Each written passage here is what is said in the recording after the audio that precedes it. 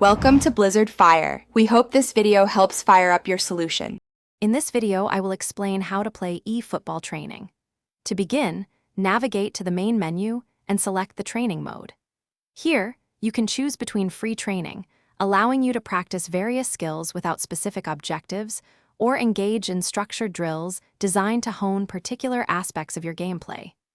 This foundational step is crucial for understanding the game's mechanics and improving your overall performance. Spend a few minutes exploring the options available to you. Now, let's master dribbling and passing. For fluid movement, utilize the left analog stick, while the right stick is essential for executing intricate skill moves that can outwit defenders. Practice one-touch passes to maintain a high tempo and distribute the ball swiftly across the pitch. Additionally, perfect your through balls to unlock defenses and create clear scoring chances. Consistent practice will significantly enhance your ball control and passing accuracy, making you a more formidable player. Next, we'll focus on shooting and set pieces. When taking shots, always aim for the top or bottom corners of the goal to maximize your chances of scoring.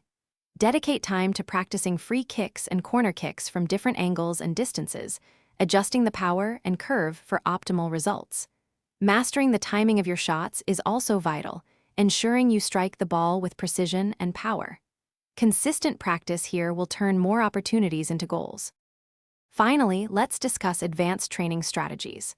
To truly elevate your game, customize training scenarios to specifically address your individual weaknesses, whether it's defending against crosses or finishing one-on-one.